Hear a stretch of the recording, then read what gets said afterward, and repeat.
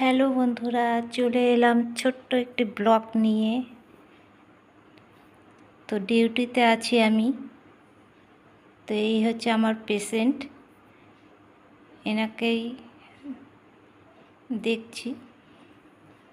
তো এই আঙ্কেলের স্ট্রোক করেছিল, তো ডান সাইডটা পড়ে গেছে, আর মুখে কথাও বলতে পারে না, হাঁটতেও পারে না।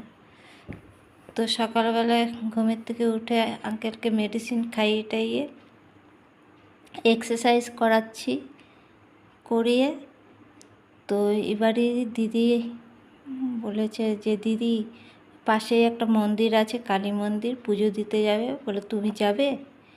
তো যেহেতু আমি 24 ঘন্টা ডিউটিতে আছি, তো এই আঙ্কেলকে তাড়াতাড়ি এক্সারসাইজ করিয়ে চান টান করে তারপর আমিও যাব পুজো দিতে।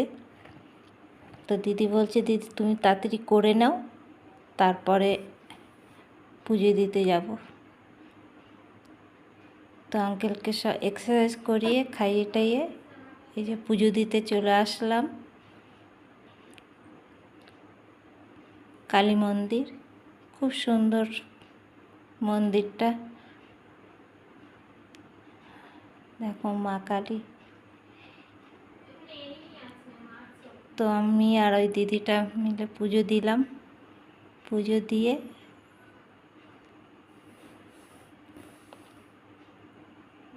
এত সুন্দর লাগছে পুজো টুজো দিয়ে।